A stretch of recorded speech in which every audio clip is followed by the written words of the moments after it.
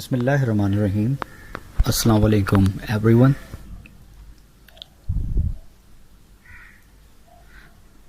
I am Muhammad Farooq Yasin, lecturer in physics from Government Degree College Balid Kent.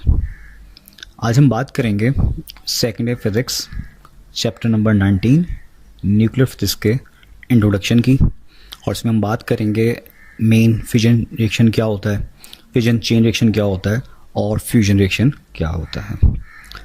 Okay, before starting our topic, first of all we have to discuss some important terms like mass number, atomic number and nucleon.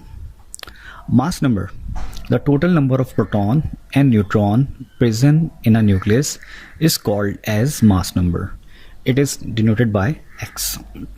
देखिए, आप पढ़ के आ चुके हैं कि किसी भी atom के अंदर जो total number of proton plus total number of neutron होते हैं उनको हम मास नंबर कहते हैं, जिसको हम ए से शो करते हैं.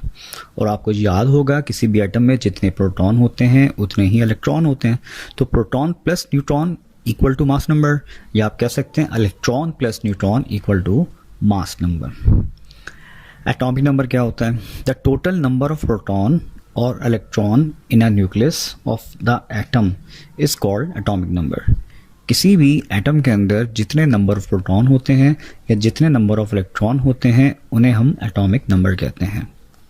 न्यूक्लियन, देखिए न्यूक्लियस एक अलग चीज़ है. न्यूक्लियस का central part of an atom is known as nucleus. Nucleus contain proton plus neutron and nucleus has positive charge due to the presence of proton, but nucleon is the particle like proton and neutron present in the nucleus of the atom are called nucleon. Isotopes: all those elements which has the same atomic number but different atomic mass A are called isotopes. Their chemical properties are same but physical properties are different. For example, hydrogen has 3 isotopes: protonium 1H1 in which there is 1 proton, deuterium 1H2 in which there is 1 proton and 1 neutron, tritium 1H3 in which there is a 1 proton and 2 neutron. Now, what is isobar?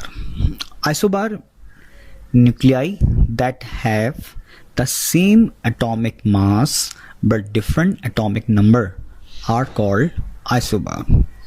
For example, 1H3 and 2He3.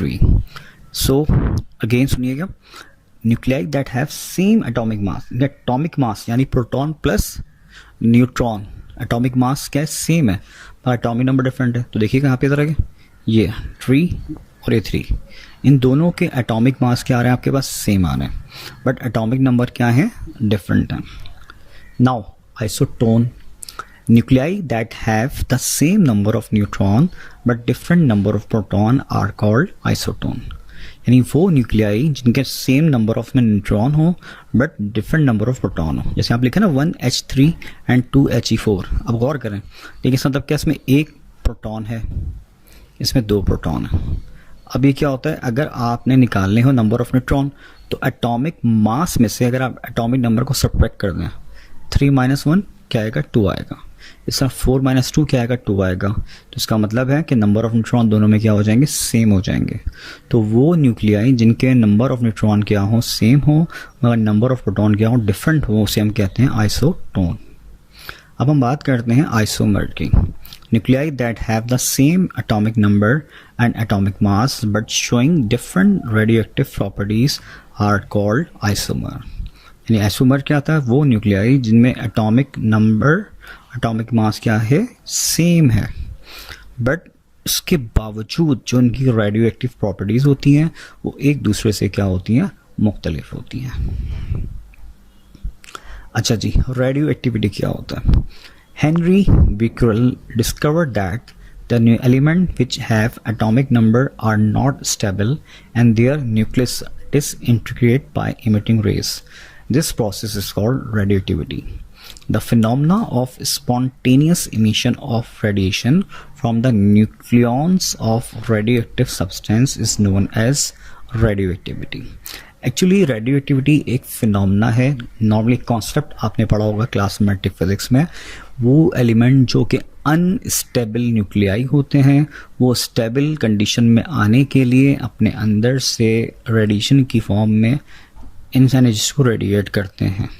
ठीक है, तो एक concept ये भी दिया जाता है कि वो एलिमेंट जिनका एटॉमिक नंबर 82 से ग्रेटर होता है वो स्टेबल न्यूक्लियाई कहलाते थे, और जिनका एटॉमिक नंबर 82 से लेस होता है वो अनस्टेबल न्यूक्लियाई कहलाते थे.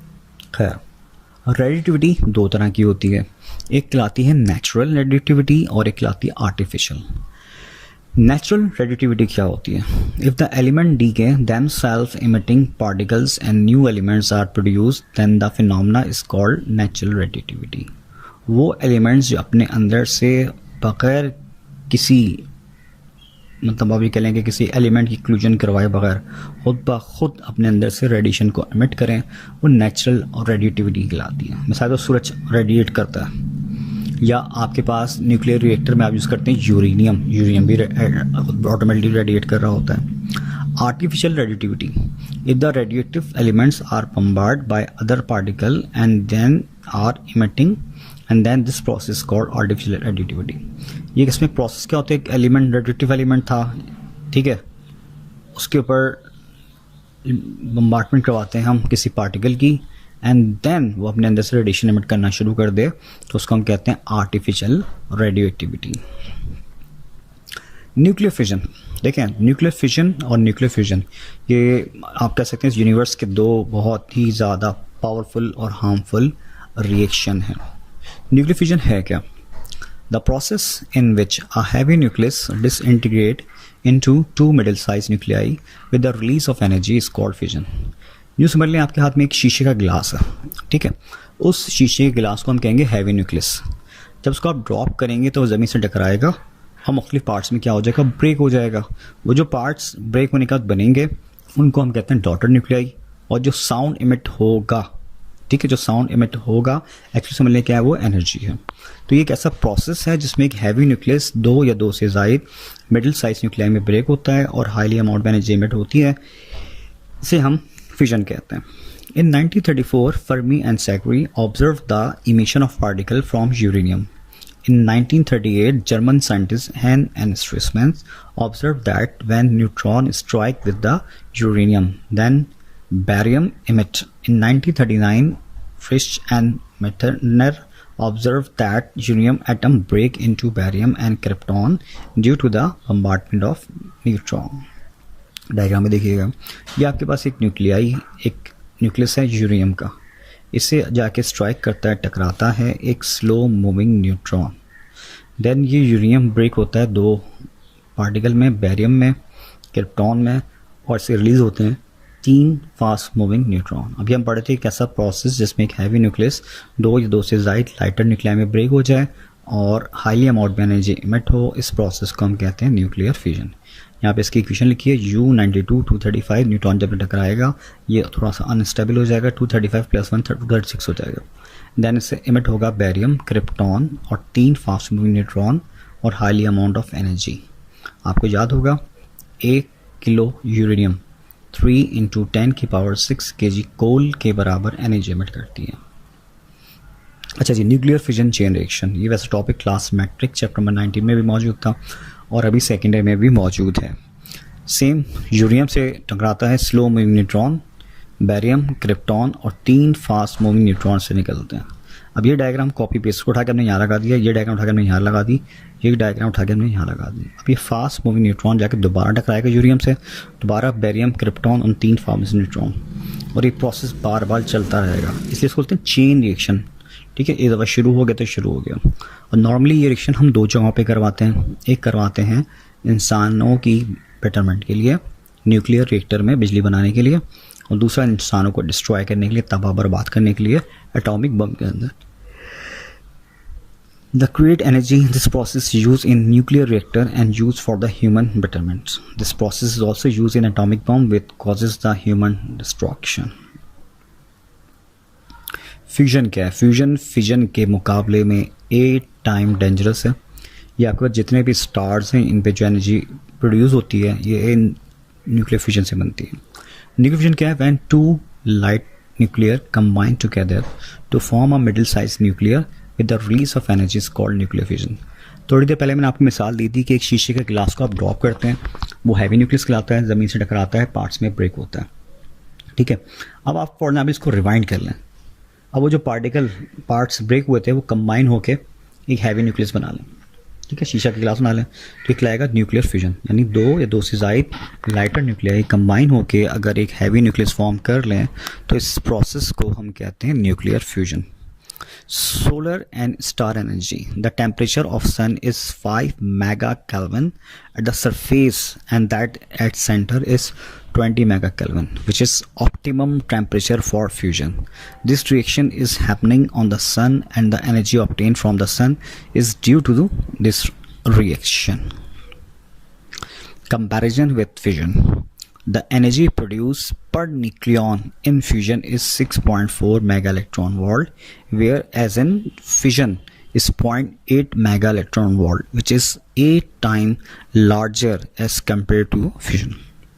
देखिए ये जो आपके पास स्टैटिस्टिक्स है ये चीज़ आपको साफ क्लियर कर रही है कि फ्यूजन फिजन के मुकाबले में 8 टाइम डेंजरस। हाइड्रोजन बम दुनिया का एक ख़तरनाक तरीन बम माना जाता है।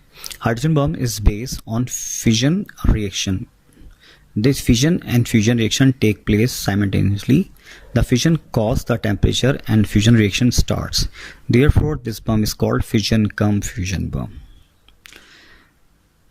I hope आज का लेक्चर आपको समझ में आया होगा। Thank you very much.